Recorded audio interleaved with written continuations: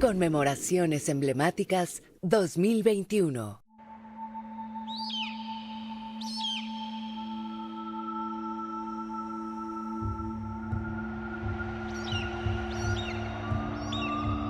La historia se construye con hombres y mujeres de carne y hueso.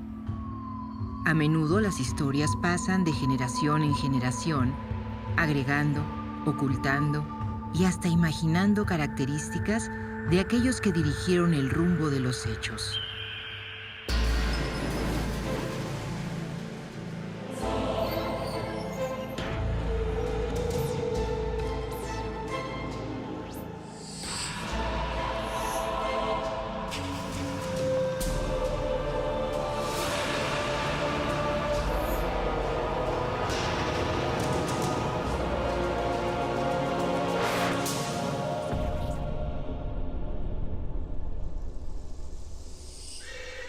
Cuando llegaron los españoles, el gobierno de Moctezuma II se encontraba en su apogeo.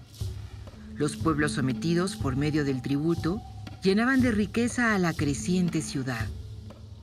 Sin embargo, Moctezuma es un personaje controversial, que ha sido tachado de brutal, ingenuo y supersticioso, por haber pensado que la llegada de los españoles tenía relación con el mito ancestral del retorno de Quetzalcóatl.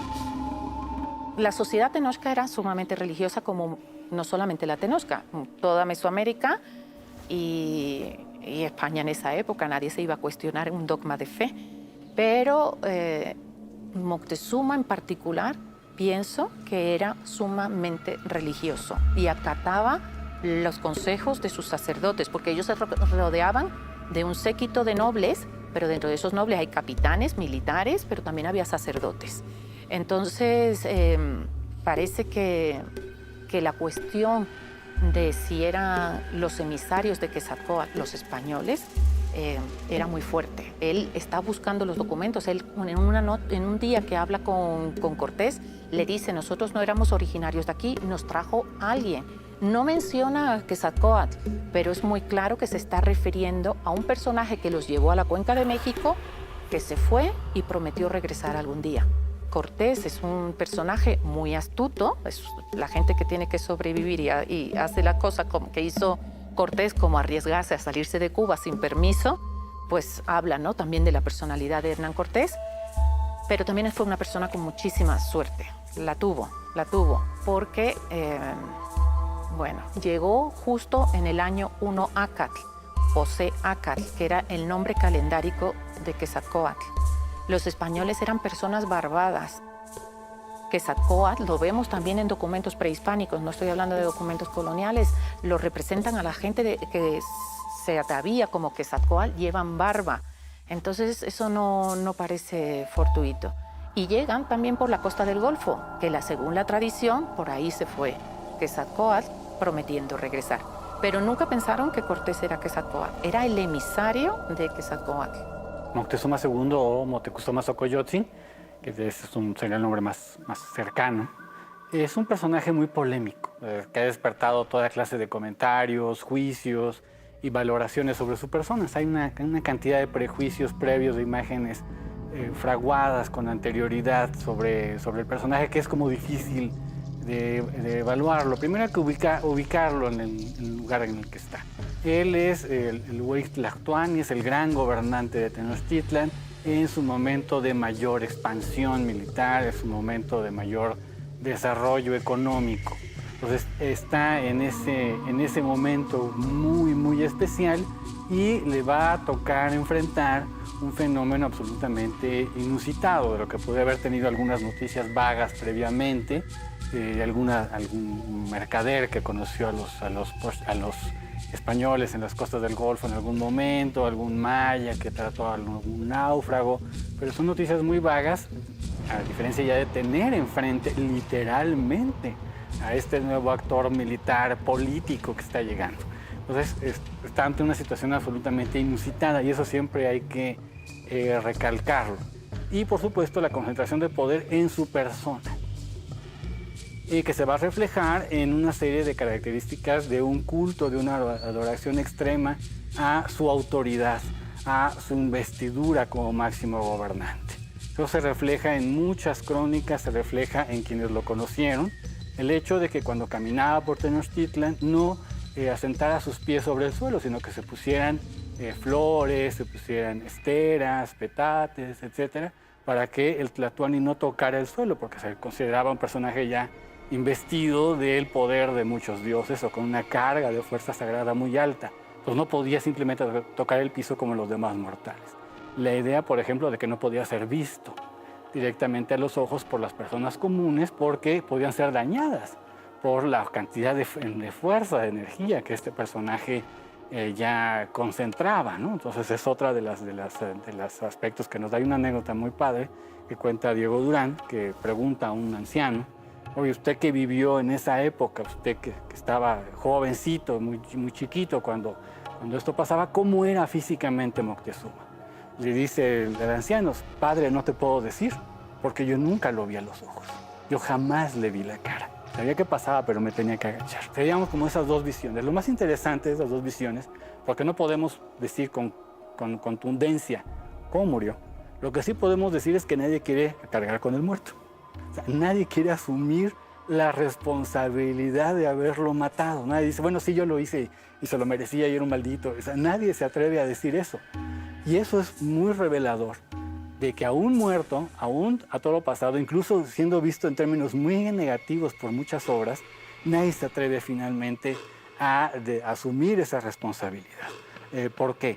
Por el carisma del personaje, la importancia que tiene el cargo, la importancia de la ciudad y sobre todo por lo que pasa después, que es la destrucción de las grandes ciudades de la Cuenca de México, Tenochtitlan, Tlatelolco, en principio, pero las demás después serán destruidas, no en términos militares, pero serán reutilizados sus templos para construir otras edificaciones, serán destruidas muchas de sus instituciones, y eso es lo que van a ver, la destrucción de ese mundo.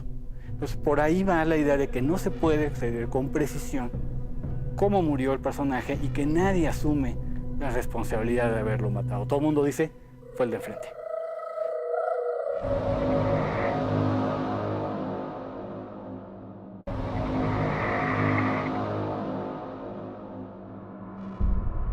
La conquista de Tenochtitlan y Tlatelolco no fue obra solo de un puñado de personas. Hubo muchos involucrados en el destino final de las ciudades gemelas. Todos ellos con intereses propios e historias de vida distintas. Los inusitados hechos que se vivieron en el verano de 1521 cambiarían para siempre la vida de todos ellos.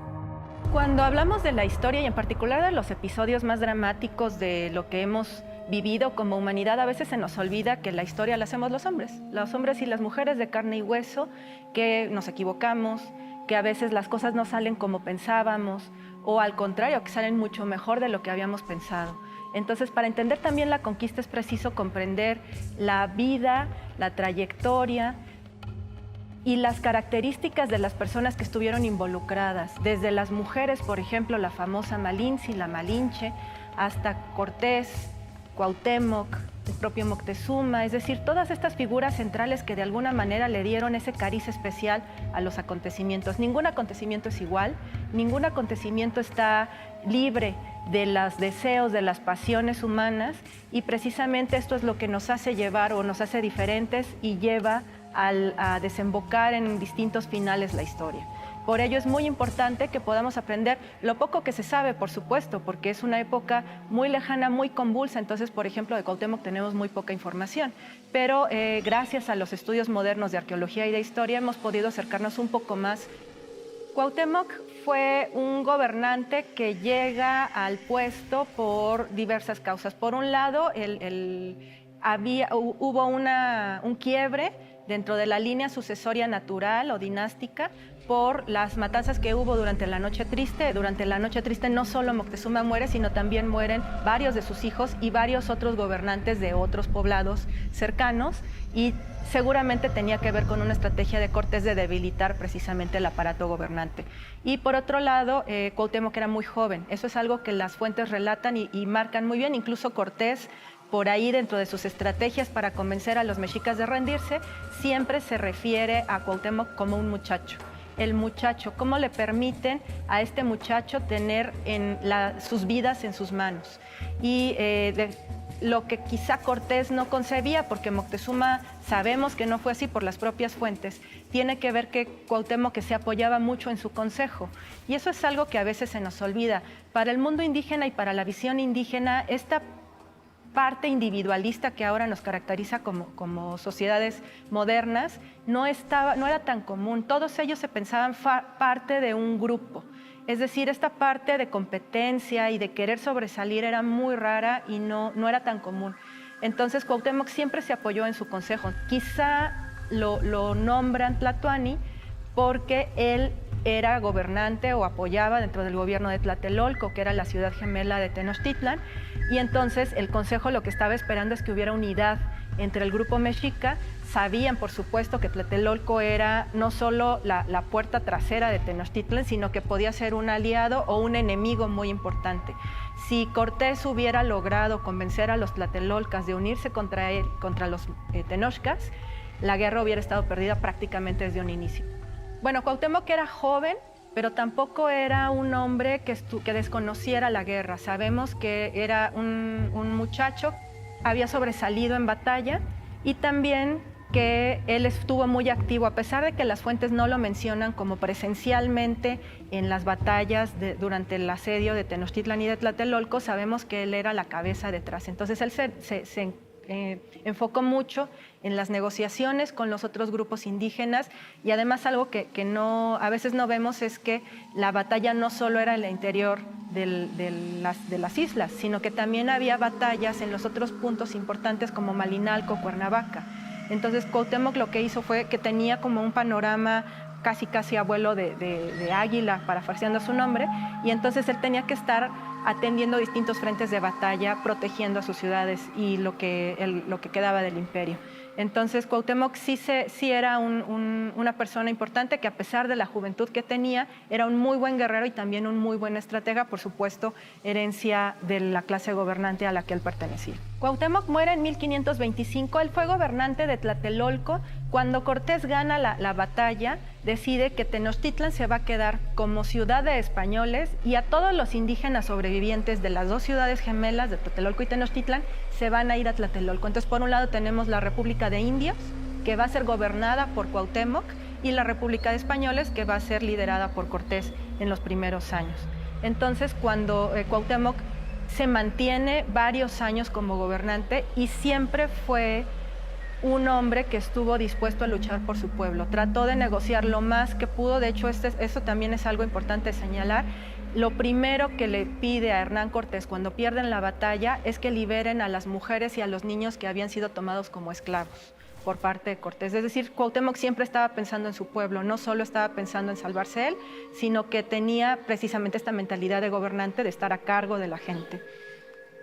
Durante estos 4 años se dedica pues, a tratar de salvar y de proteger a su pueblo, y en 1525 Cortés va a sofocar una rebelión que ocurre en lo que ahora es Honduras, en las famosas Ibueras, y decide no ir solo, sino llevarse, por precaución supongo yo, a todos los gobernantes importantes. Entonces se lleva al gobernante de Tacuba, se lleva al gobernante de Texcoco, se lleva a Cuauhtémoc y se lleva otras, entre ellos también a Malinche, se la lleva en esa expedición y les va muy mal. En esa expedición les va bastante mal, se pierden, se enferman, se quedan sin comer un rato. Entonces, pues obviamente se debilita el grupo. Y ahí tenemos 2 versiones de la historia. Por una parte, hay grupos o fuentes que sí nos aseguran que Cuauhtémoc estaba planeando una rebelión, aprovechando la debilidad del contingente español y sabiendo que Cortés de alguna manera era como la cabeza. Y por otro lado están las fuentes que dicen que no, que eso era mentira, que fue un invento, precisamente porque ya había rencillas al interior del grupo mexica y entonces el grupo opositor a Cuauhtémoc lo que querían era deshacerse de él y la mejor manera fue inventar una rebelión. Desconocemos la realidad, por supuesto. Lo que sabemos es que o conociendo el carácter de Cuauhtémoc, pues era altamente probable que sí hubiera estado pensando en la rebelión. Y al final Cortés le decide hacer un juicio expedito muy rápido y lo declara culpable y lo manda a ahorcar. Sus restos no se encontraron, lo único que sabemos es que lo ahorcan y dejan el cuerpo en la selva y se van. Eso es lo último que sabemos de él y bueno, pues todos como arqueólogos tenemos el conocimiento de que las exequias a los gobernantes era incinerar el cuerpo. Entonces lo más probable es que si los indígenas recuperaron el cuerpo, que es lo más común, que después de que se fuera la expedición española esperaran un poco y los indígenas recuperaran el cuerpo de Cuauhtémoc, lo incineraran. Y lo que también sabemos es que los restos de las cenizas de los gobernantes importantes se repartían en distintos gobiernos, en distintos pueblos, entonces es probable que las cenizas de Cuauhtémoc hayan sido repartidas de manera secreta entre distintos grupos indígenas.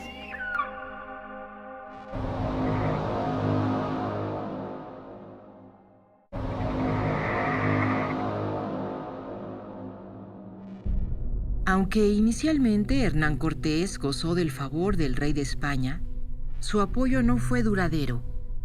Tan solo 6 años después de la derrota de los mexicas, se prohíben las cartas de relación que envió como informe de su empresa de conquista. Incluso, algunas copias se quemaron en las plazas públicas de Sevilla, Toledo y Granada. Por mucho tiempo, Cortés fue borrado de los testimonios escritos. Bueno, la conquista fue un proceso en realidad muy largo que empieza en 1519 y que probablemente no haya terminado sino hasta el siglo XX. Entonces, hablar de protagonistas de la conquista realmente no es más que una convención. Se trató, como decía, como escribió un escritor colombiano excelente que se llama Pablo Montoya, se trató del choque de dos culturas extremas que nunca debieron juntarse, porque fue un choque brutal. El mundo cambió a partir de 1519 y hasta el siglo XX. Por ejemplo, las cartas de relación de Cortés fueron un bestseller, cuando menos hasta 1527 y 28, cuando uno de los comentaristas italianos decía, lo que acaba de hacer Hernán Cortés en la tierra firme fue lograr más almas para el cristianismo que los apóstoles. Por supuesto, eso no cayó bien a nadie y empezó a prohibirse y a caer la estrella política de Hernán Cortés. ¿Quién era Hernán Cortés? Bueno, somos sartreanos. El hombre no es una esencia, sino una existencia, y Cortés es lo que fue siendo. Y fue siendo alguien que nació en 1485 en un pueblo pequeño, Medellín, con una antigua fortaleza, un antiguo teatro de la época de los romanos, una antigua fortaleza medieval. Allí nació y sin embargo, siendo un ser normal, digamos, hay algunas cosas que preparan al Cortés que va a venir más adelante. Su padre era don Martín Cortés, era de Salamanca, y el propio Cortés estuvo en Salamanca, estudió en Salamanca, y ahí hay algo ya de la predisposición a escribir. También en Alcalá se formó como escribano. También va a ser, en esto también yo creo que es algo que está preparando a lo que viene, alguien que sabe escribir, no tanto bonito, sino de manera eficaz, de acuerdo a las normas judiciales de la época que abarcaban todos los aspectos de la vida. Por cierto, no Hernán Cortés, sino Hernando Cortés. Todos los documentos de la época siempre se refieren a él como Hernando Cortés o Fernando Cortés, jamás como Hernán Cortés, ni como Fernán Cortés. Entonces, Hernando Cortés habría pasado ya a la isla española, la isla de Santo Domingo, en 1504. Desde 1504 hasta 1511 va a estar tranquilito en la isla de Santo Domingo, con indios explotando, enriqueciéndose con el oficio de escribano, participando en guerras de rapiña contra las islas, capturando esclavos, participando en lo peorcito de la conquista para más o menos ir ascendiendo durante todo este tiempo. La conquista es algo que ya tienen ellos presente que van a hacer y además no dudan. O sea, meses antes de llegar a la Ciudad de México, 2 años antes de la conquista de México, de la caída de Tenochtitlan, Cortés y sus hombres no parecen tener la menor duda de que van a conquistar la gran ciudad de Tenochtitlán y que va a caer y debe caer México. Eso es algo curioso. Mucha gente lo atribuye a la fanfarronería de Cortés o que se está dando más méritos de los que tiene, pero el hecho es que lo va a hacer. Pero Hernán Cortés no tuvo una estrella que fuese siempre brillante. De hecho, en vida no le fue muy bien con el rey muchas veces. Cuando él regresa de España, logrando el Marquesado del Valle, regresa con 300 personas, familiares, muchos de ellos familiares de él, para fundar acá una suerte de feudo en su marquesado. Pero en ese momento está habiendo un juicio de residencia contra él. Y entonces lo dejan, digamos que preso, cautivo en Texcoco. Texcoco era su prisión toda, y a estos 300, pero no les dan de comer. Y la mitad se muere de hambre, entre ellos la mamá de Cortés, Catalina Pizarro, de hambre. Y entonces, por supuesto, no le va bien, él se queja, va a España otra vez, regresa, el rey le da largas, a veces está bien, a veces no está bien. Finalmente, él muere en España, el 2 de diciembre de 1547, 26 años después de la caída de Tenochtitlan, y su nombre empieza un poco a languidecer. El rey derrotado es el héroe trágico que da pie a óperas, da pie a obras de teatro, da pie a danzas populares, da pie a muchas cosas. Moctezuma también empieza a languidecer su nombre en el siglo XIX, cuando empiezan a buscar a un héroe indígena más puro. Buscan primero a Nezahualcóyotl, pero resulta demasiado parecido al rey David bíblico y demasiado intelectual, y entonces encuentran la figura de Cuauhtémoc, que era una figura, digamos, secundaria en las iconografías coloniales, y empieza a crecer la figura de Cuauhtémoc. Y entonces otra vez hay un contrapeso, pero ahora de un héroe, un joven valeroso, contra Cortés, un depredador. El martes de carnaval de 1525, en la expedición que va a las Higueras, en donde Hernán Cortés va a buscar al infidente Cristóbal de Olid, que por cierto ya para esas fechas ya había sido decapitado, está en la selva entre Tabasco, Campeche, Guatemala quizá, en un nudo enorme de ríos, con un calor espantoso, con tropas mexicas y con tropas españolas, y le entra el miedo y ahorca a Cuauhtémoc.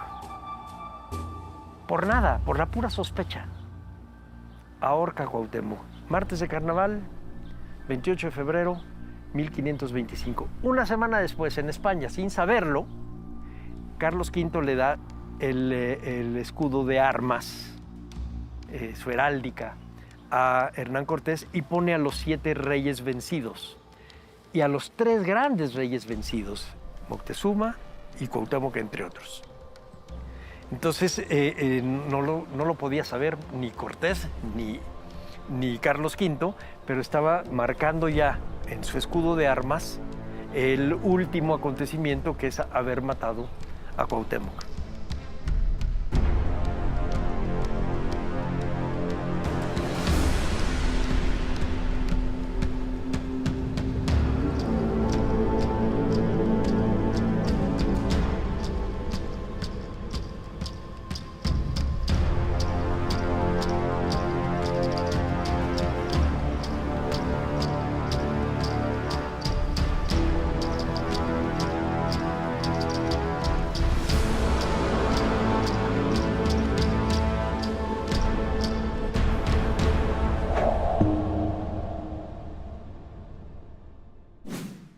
Gobierno de México.